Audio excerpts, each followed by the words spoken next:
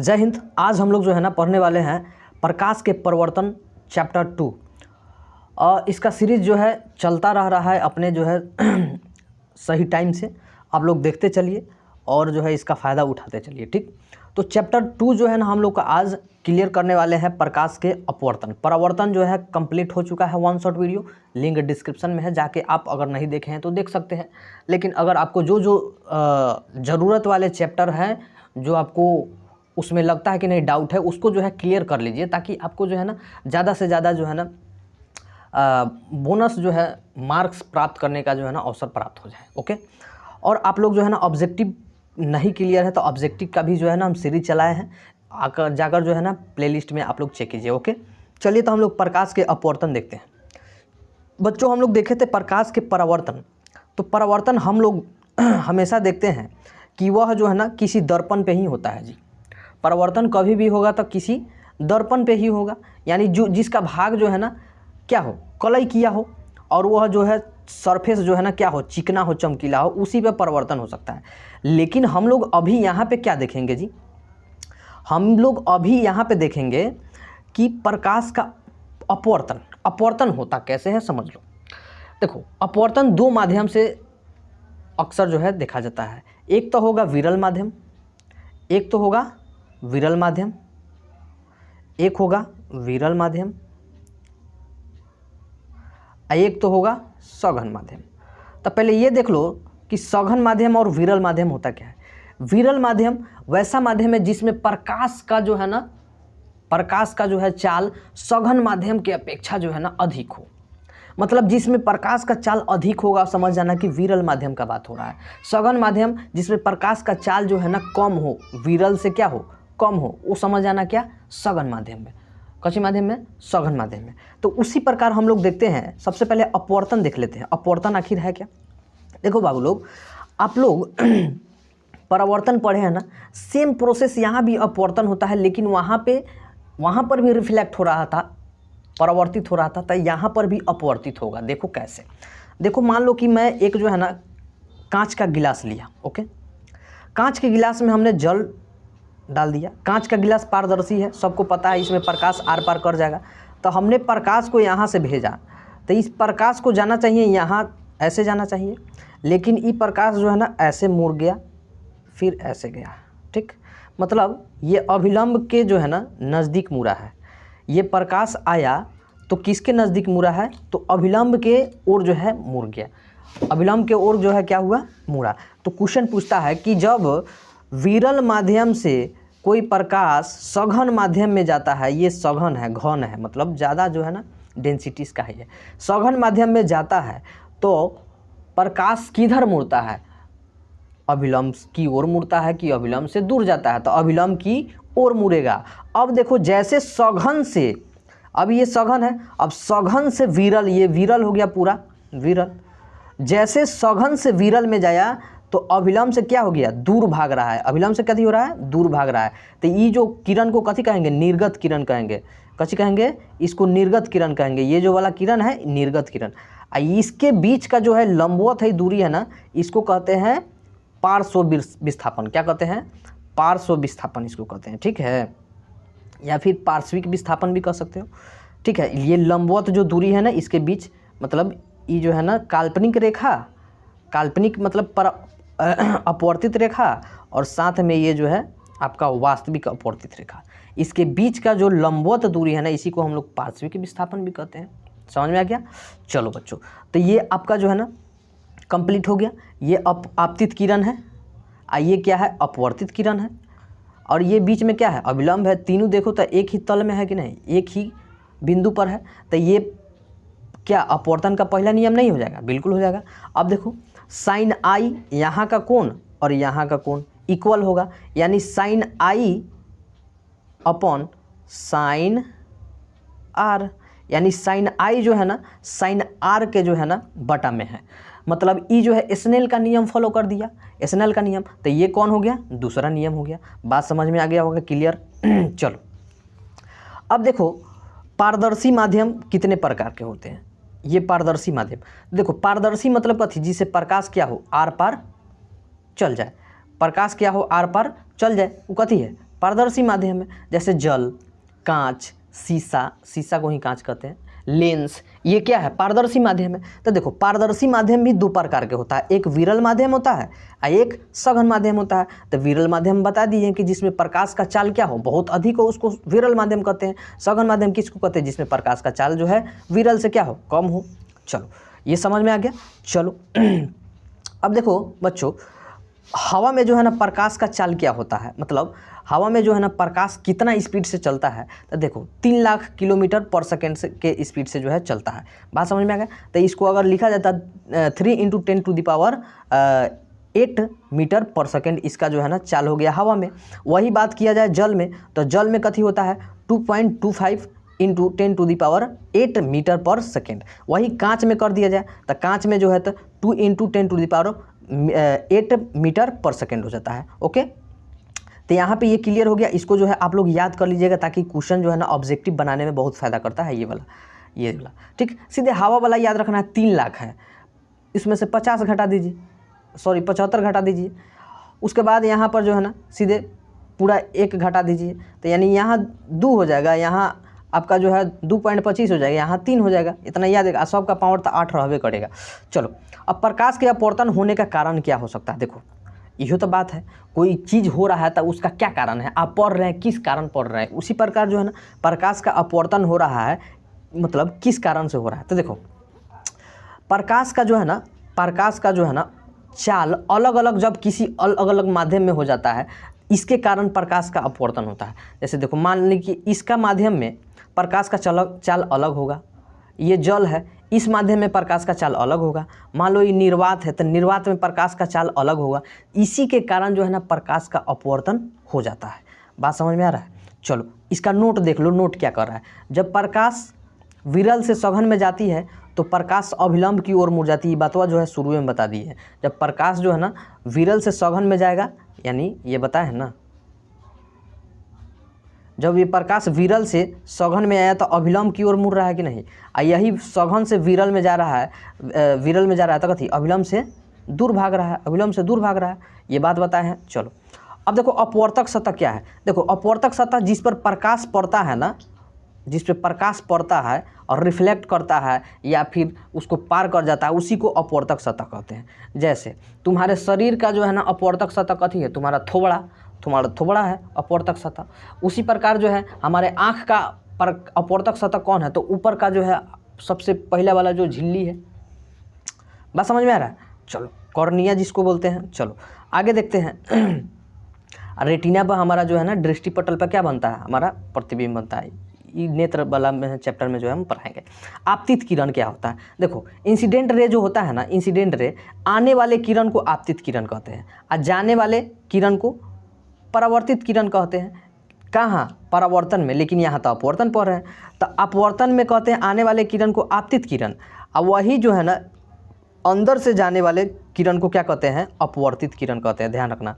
जैसे देखो यहाँ हम बताते हैं, जैसे ये आ रहा है अभिलंब से टकरा, ये देखो ये वाला कहलाया आपतित किरण और ये वाला कहलाएगा अपवर्तित किरण। तो आपतित किरण, अपवर्तित किरण और अभिलंब तीनों एक ही बिंदु पर ही पहला नियम ना हो जाता है। ये साइनाई या साइनाई अपन में है तो कथी दूसरा नियम हो जाता है, ये बताए हैं। चलो आगे देखते हैं आपतन बिंदु क्या है। तो आपतन बिंदु भी बता दिए हैं आपको। ये वाला जो बिंदु है ना जहाँ अभिलंब और आपतित अपवर्तित मिलता है उसको आपतन बिंदु कहते हैं। अभिलंब किसको नहीं पता होगा जी, सबको पता है। अभिलंब का मतलब क्या है, अभिलंब मतलब आपतन बिंदु पर गिरा गया लंब को क्या कहते हैं, अभिलंब कहते हैं, सबको पता होगा। चलो आपतन कोण क्या है, हाँ ये वाला देख लो। देखो आपतन कोण होता क्या है समझ लो।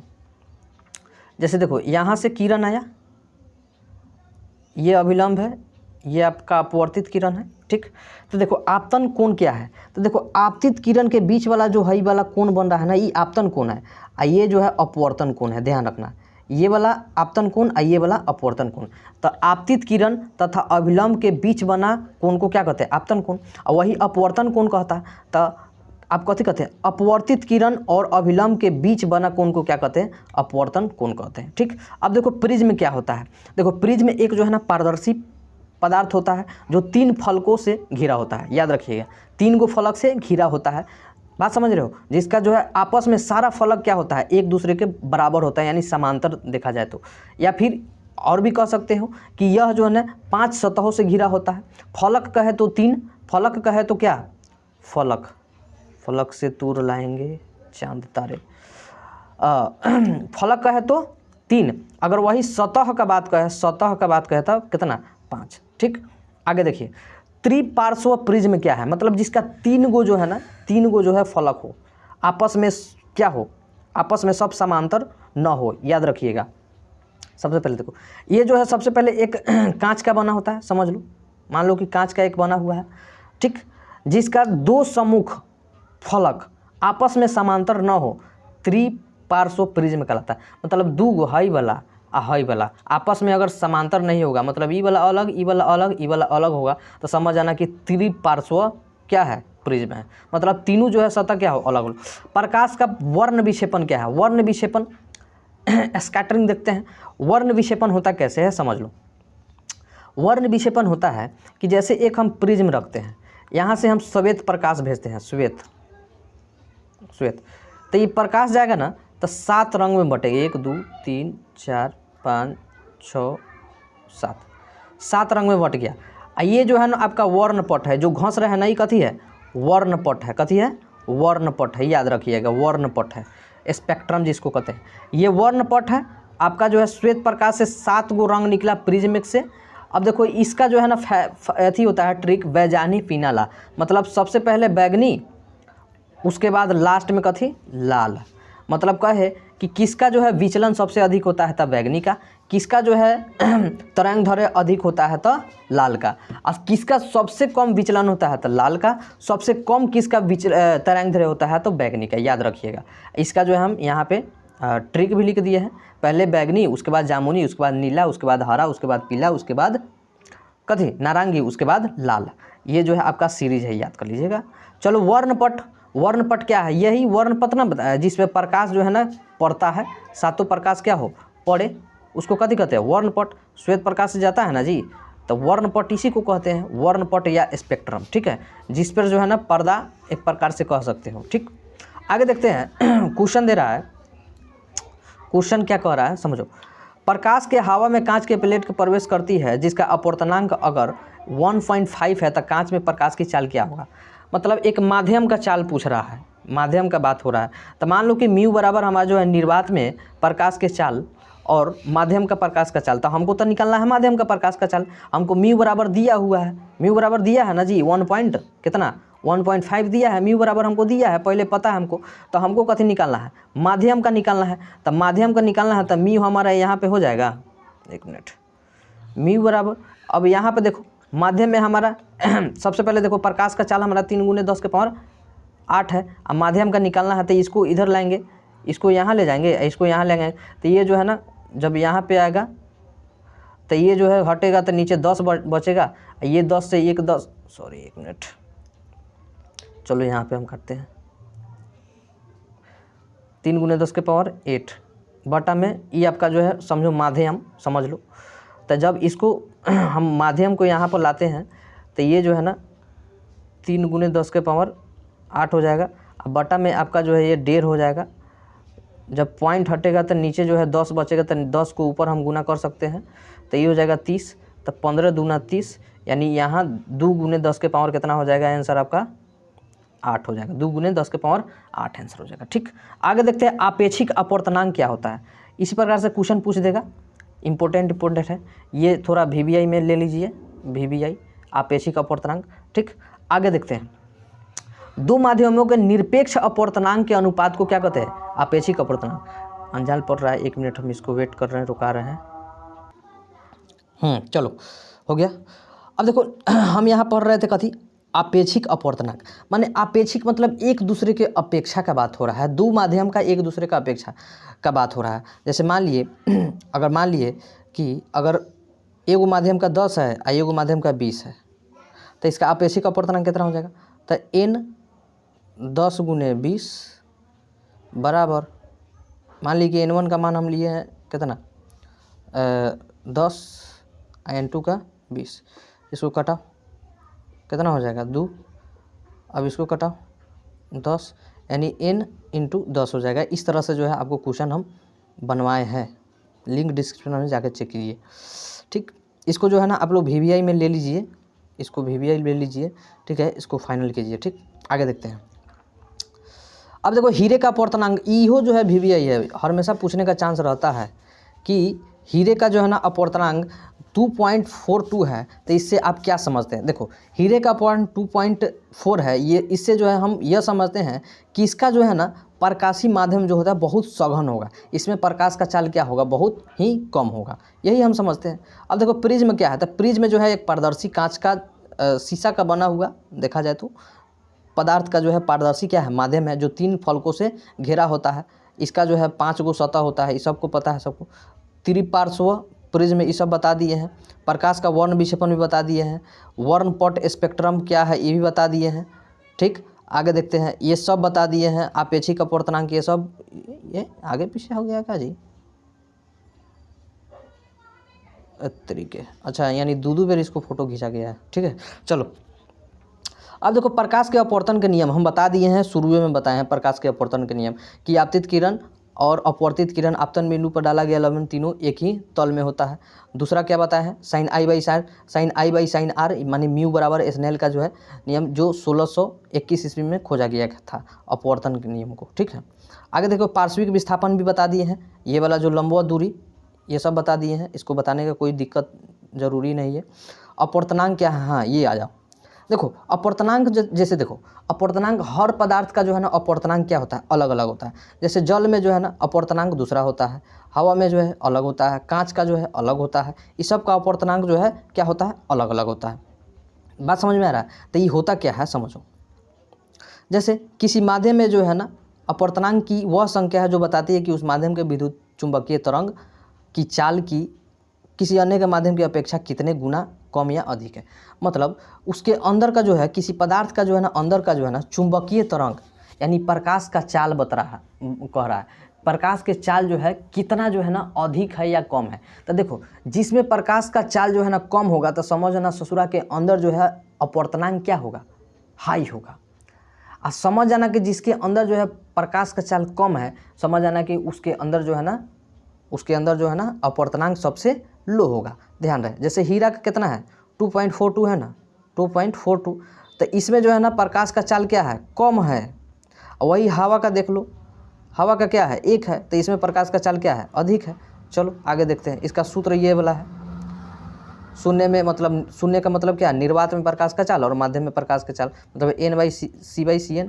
ठीक है, अब देखो नोट्स, इसके ऊपर नोट्स देखो, अपवर्तनांक 1 से कभी कम नहीं हो सकता, ध्यान रखो। कैसा, हवा के तो हम लोग जानते हैं एक से अब कथी कम, अब उसे केने जाब केने 1 से कम नहीं हो सकता है, बात सही है। निर्वात का अपवर्तनांक सबसे कम है माने 1 है, मतलब हवा का कहे तो। सबसे अधिक अपवर्तनांक हीरा का है, ये सबको पता है। उसके बाद अपवर्तनांक एक मात्रक विहीन है, मतलब इसका कोई ऐसा यूनिट होता नहीं, इसका कोई मात्रक होता नहीं। ये सब आपको जो है ना यहाँ से यहाँ तक आपको स्क्रीनशॉट मारिए था, इसको फटाक दिन इसको याद करिए था। इसमें आपको जो है ना याद करना है किसका, पानी का, हीरा का याद कर लीजिएगा, बेंजीन का याद कर लीजिएगा। ये तीनों को जो है ना फटाफट अभी याद कर लीजिए। अभी अगर आप लोग अगर तेज़ तरह का तो पूरा याद कर लीजिए, लेकिन ये तीनों को जो है ना VVI है, इंपॉर्टेंट है, ये पूछने का चांसेस है। चलो आगे देखते हैं।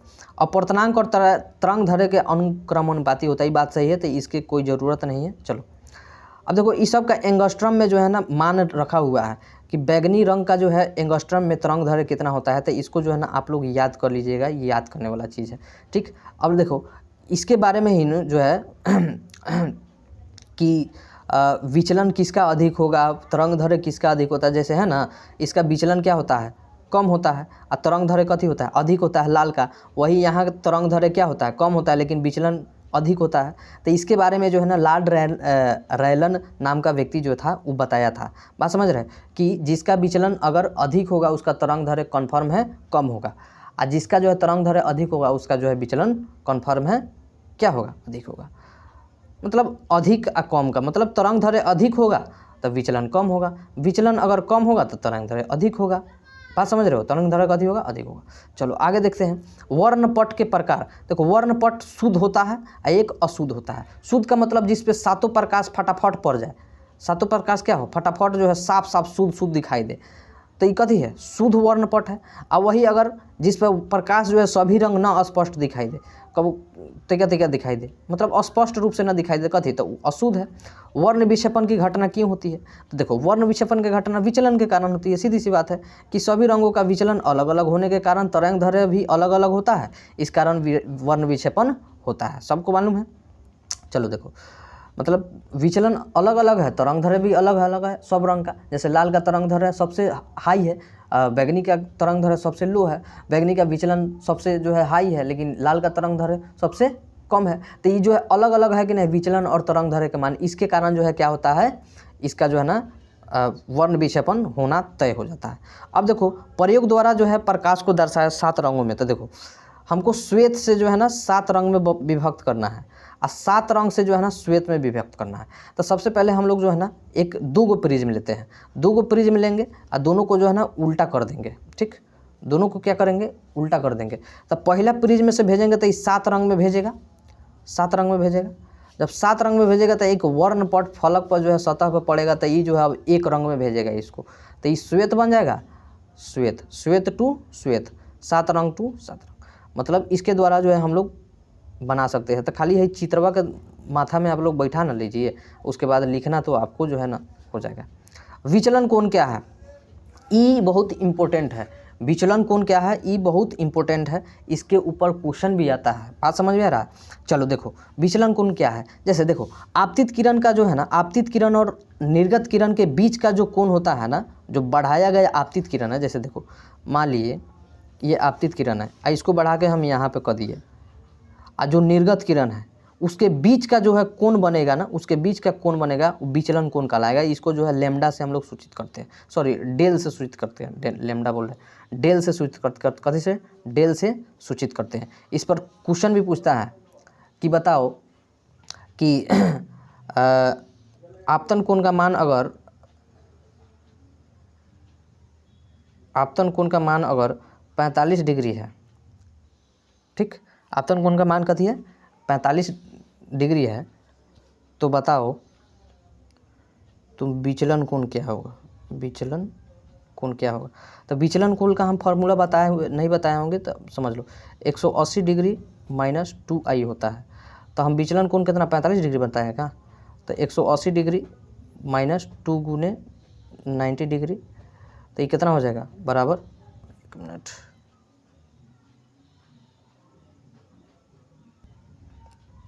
चलो ये कट गया था। चलो तो ये यानी मानी 2i हो जाएगा, सॉरी 180 डिग्री माइनस 2i, आई का मतलब विचलन।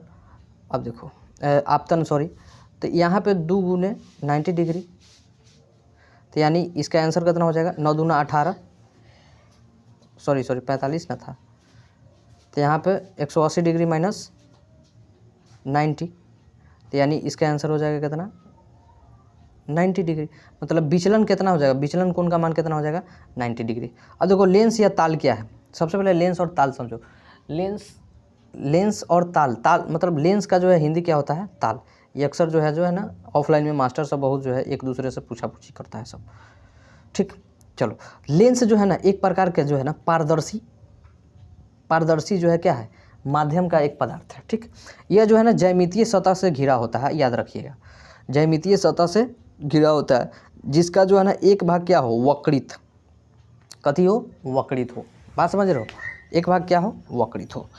लेकिन यह प्रायः कांच के बना होता है और सतह से गोलाकार रहने के लिए इसके गोलीय लेंस या फिर बेलनाकार लेंस भी कहा जाता है। यह जो है 2 प्रकार का होता है। कई प्रकार का होता है, 2 प्रकार का होता है, एक उत्तल एक अवतल। देखो उत्तल का हम समझा रहे हैं, उत्तल क्या है, ये आपका अवतल हो गया, ये आपका उत्तल हो गया, ये आपका जो है कथी हो गया, अवतल हो गया।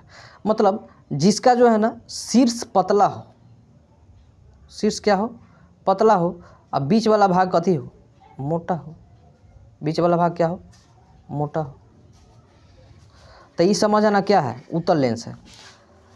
वही बात अगर अवतल लेंस का कहे तो जिसका शीर्ष कथी हो, मोटा हो, बीच वाला भाग कथी हो, पतला हो, और शीर्ष क्या हो, मोटा हो। तो ये वाला क्या है, अवतल लेंस है। या फिर ऐसे नहीं आएगा तो वही दर्पणवा वाला ट्रिकवा लगाना, जिसका बीच वाला भाग कथी हो, उभड़ा हो या फिर मोटा हो, तो उसको कहेंगे उत्तल। उसे उभरल, उसे उत्तल। अवतल का कैसे कहेंगे, अवतल का कहेंगे जिसका बीच वाला भाग कथी हो, धंसा हो चाहे पतला हो, उसको कथी कहेंगे, अवतल। चलो समझ में आ गया। अब देखो ये हो गया। अब देखो अवतल लेंस को अपसारी लेंस भी कहते हैं, सबको पता है। अपसारी क्यों कहते हैं, क्योंकि एक बिंदु से कथी होता है, सबको भेजने का प्रयास करता है, इसलिए अवतल कहते हैं। अवतल को अपसारी कहते हैं। अवतल को अभिसारी क्यों कहते हैं, क्योंकि सबको एक ही बिंदु पर क्या करता है, भेजने का प्रयास करता है। ठीक, अभिसारित कर देता है परावर्तन के बाद।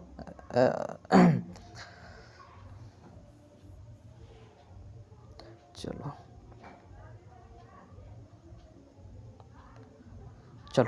यानी अभिसारित करने का मतलब कथी, समझ लो एक बार। जैसे देखो, जैसे यहाँ से भेजे तो ये सब कथी कर रहा है, एक ही जगह पर अभिसारित कर रहा है, मतलब फोकस पर मिला रहा है।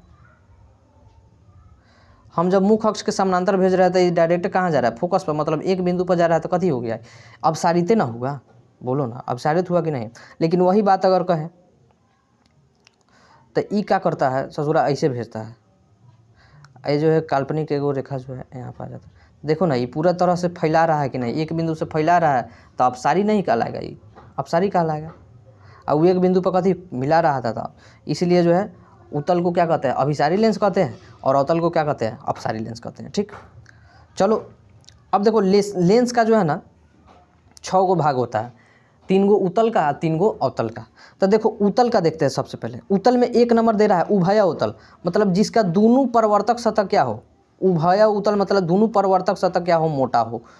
बात समझ रहे हो, मतलब दोनों परिवर्तक सतह क्या हो, उत्तल ही हो। तो समझ आना कि कथी हो, दोनों परिवर्तक सतह कथी हो, उत्तल हो। तो उभय उत्तल, उभय मतलब दो, उत्तल मतलब उत्तल, मतलब दोनों परिवर्तक सतह उत्तल ही हो, तो उसको उभय उत्तल कहते हैं। समतो उत्तल, समतो उत्तल में क्या होता है कि एक भाग जो है ना क्या होगा, समतल होगा, लेकिन दूसरा भाग क्या होगा, उत्तल होगा। एक भाग क्या होगा, समतल होगा, तो दूसरा भाग क्या होगा, उत्तल होगा। तो इस दर्पण, इस लेंस को क्या कहते हैं, समतो उत्तल कहते हैं। अब देखो तीसरा अवतो उत्तल, मतलब एक भाग जो है ना क्या होगा, एक भाग जो है ना उत्तल होगा, तो दूसरा भाग क्या होगा जी,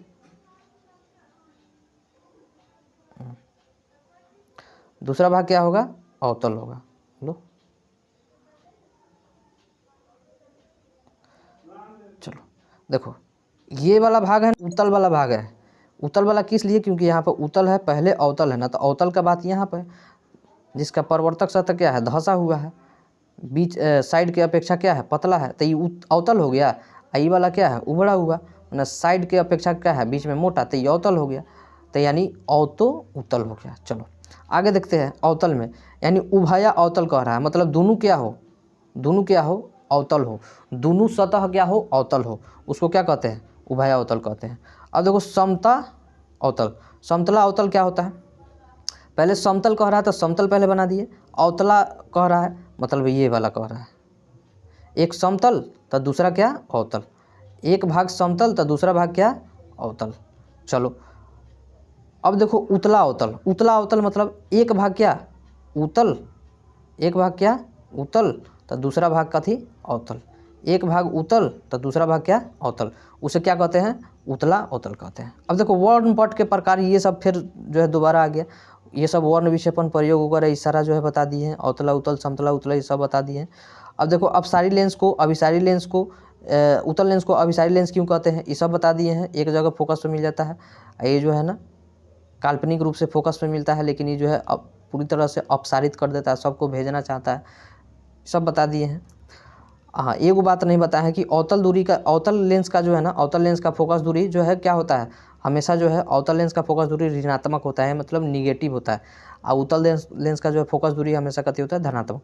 लेंस होने का शर्त क्या होता है, देखो लेंस होने का शर्त क्या होगा कि उसका जो है ना अपवर्तनांक जो है ना माध्यम का अपवर्तनांक से ज़्यादा होना चाहिए। जब पदार्थ का जो है ना, पदार्थ का जो है अपवर्तनांक किसी माध्यम के अपवर्तनांक से ज़्यादा हो जाता है, तो समझ आना कि वो लेंस के भांति कार्य करेगा। अर्थात उत्तल लेंस उत्तल लेंस जो है ना, उत्तल लेंस जैसा और अवतल लेंस जैसा कार्य करने लगे तो समझ आना कि वो जो है ना लेंस है। आगे देखो, लेंस में संबंधित मुख्य बात कर रहे हैं। तो वक्रता केंद्र क्या होता है? देखो, वक्रता केंद्र का जैसे मान लिए कि हम अगर एक गोलीय दर्पण का बात करें तो ये जो हो गया ना सेंटर, ये वक्रता केंद्र हो गया। तो इसका भी हो जाएगा वक्रता केंद्र और इसका भी हो जाएगा। तो देखो ना, यहाँ से देखो, हमेशा दाईं तरह से कलई करते हैं, लेकिन यहाँ दर्पण का थोड़ी बात हो रहा है, यहाँ तो लेंस का बात हो रहा है।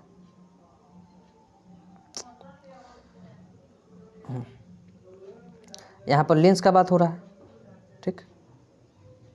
तो जब बीचे बीच काटेंगे तो एगो ये वाला हो गया,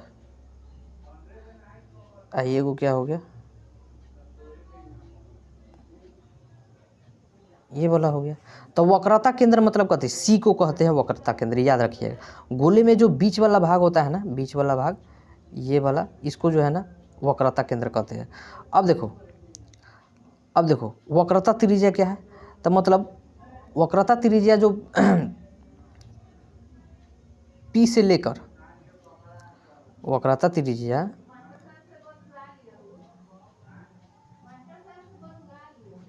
एक मिनट,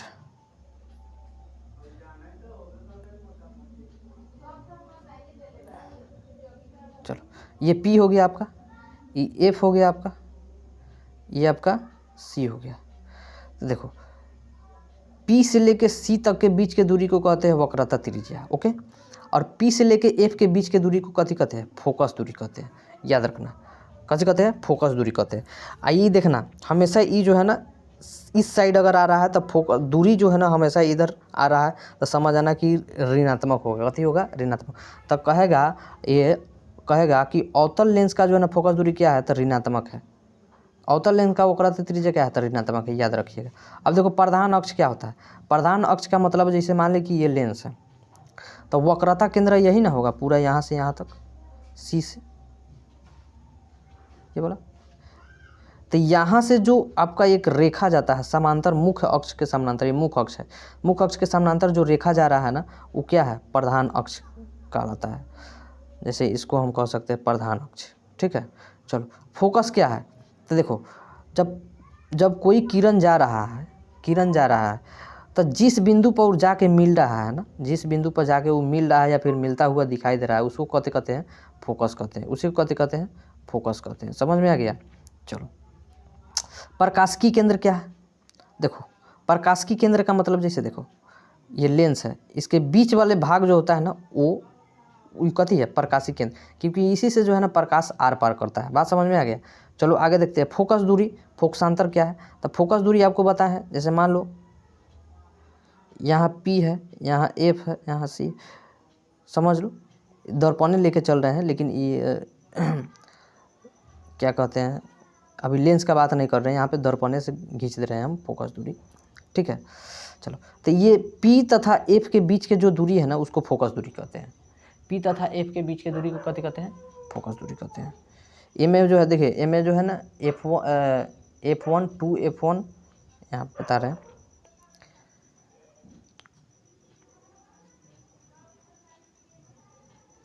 जैसे देखो, इसमें इस तरह से चलता है, जैसे ये प्रकाशिकी केंद्र हो गया, ठीक। यहाँ आपका C हो जाएगा, जैसे यहाँ पर, चलो हम बताते हैं।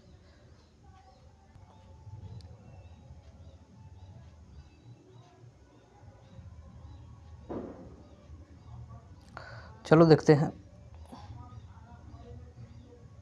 जैसे यहाँ पर O माने प्रकाशिकी केंद्र है, तो 0 के बाद कथी आता है? 1, तो F1, 1 के बाद कथी आता है? 2, तो 2F1, ठीक है। चाहे 2F2 कह सकते हो, 2F2 लिखो। चलो, अब देखो इधर फिर 0 के बाद F1 2F2, ठीक है। इस तरह से हो जाएगा। ये प्रकाशिकी केंद्र होगा। तो कभी भी मापेंगे तो दूरी इधर से मापेंगे, ठीक है। अगर इधर माप रहे हैं तो पॉजिटिव साइड में जाएगा, अगर इधर माप रहे हैं तो निगेटिव साइड होगा। बात समझ में आ रहा है? तो ये सब जो है ना सेम प्रोसेस जो है ना आपका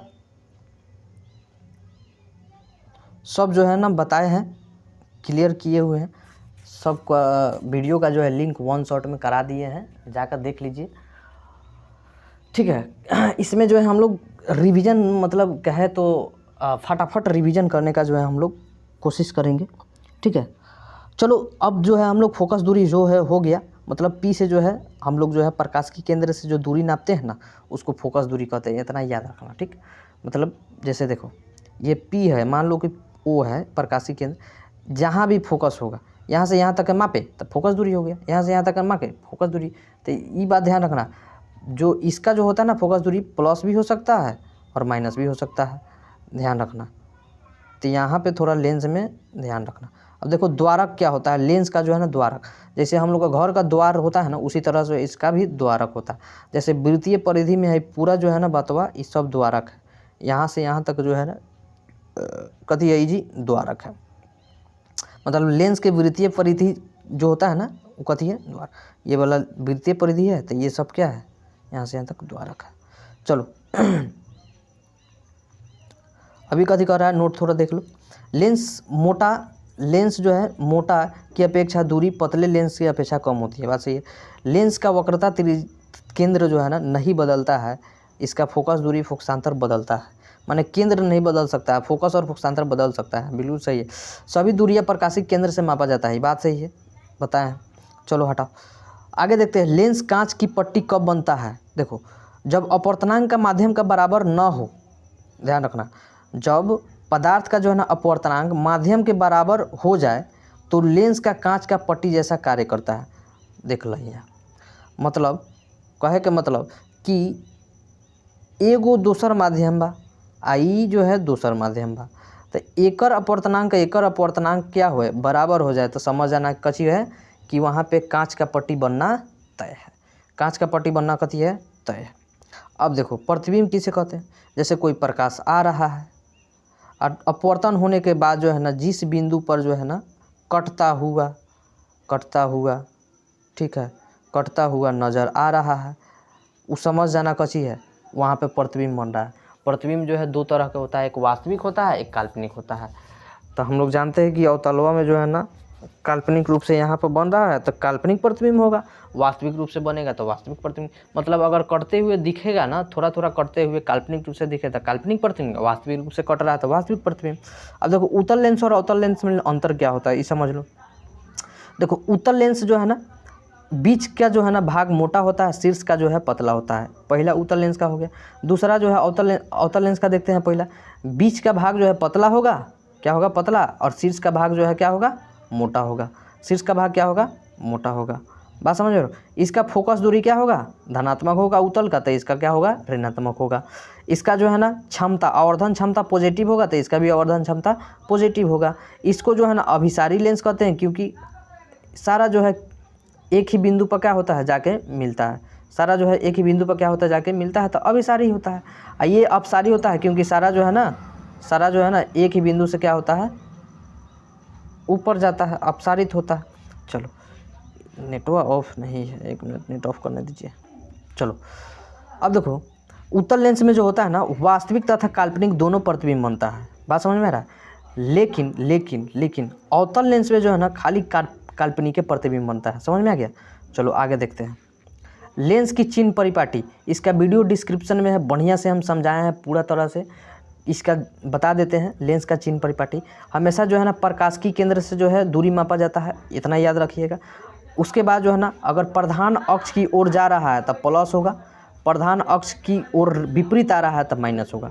अगर इधर से प्रकाशिकी इधर से नाप रहे हैं तब विपरीत हो रही, अगर इधर से नाप रहे हैं तब पॉजिटिव होगा, ध्यान रखिएगा।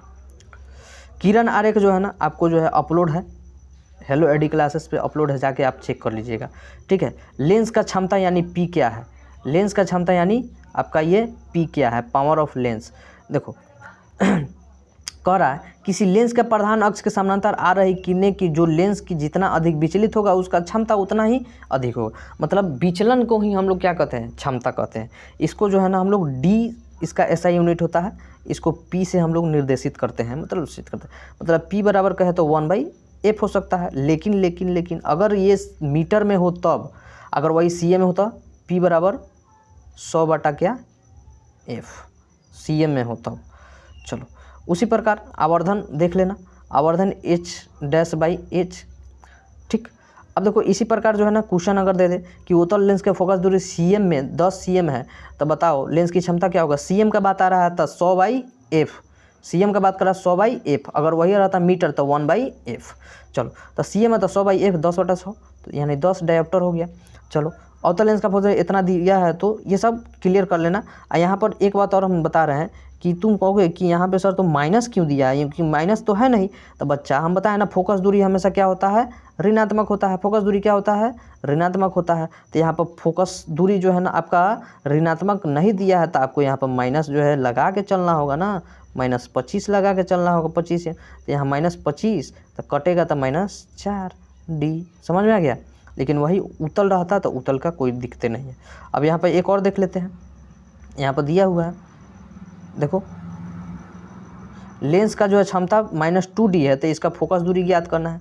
2d दिया हुआ है लेंस का, क्या 2d दिया है, तो p बराबर मान लीजिए कि पावर जो है 2d दिया है, तो f निकालना है तो 1/f, तो 1/f यानी ई अभी मीटर का बात कर रहे हैं, मीटर में निकाला, मतलब इसमें ई नहीं कर रहा है कि तुम मीटर में निकालो कि cm में निकालो, डायरेक्ट निकालने के लिए कर रहा है, तो तुम एगो में कोनो निकाल सकते हो। ठीक है, तो हम पहले जो है मीटर में निकाल के दिखाते हैं। तो p बराबर -2d दिया है, तो f बराबर 1/f यानी 1/-2, इसलिए कची हो जाएगा a बराबर -0.5 मीटर हो जाएगा। अब वही cm में चला जाए, cm में यहाँ पर cm में चला जाए, तो cm में यहाँ पर माइनस क्यों लगा रहा है, क्योंकि अवतल लेंस का बात कर रहा है, माइनस लगा था अवतल लेंस का बात कर रहा है। अब देखो p बराबर -2d दिया है ना, 2d, तो वही f बराबर 100/f हो जाएगा, मतलब cm का बात कर रहा है इसलिए 100/f हुआ है। तो 100/f जो है ना माइनस में 2 लिखेंगे इसलिए क्योंकि यहाँ पर अवतल लेंस का बात कर रहा है, क्योंकि सबसे पहले ये 2d दे दिया है।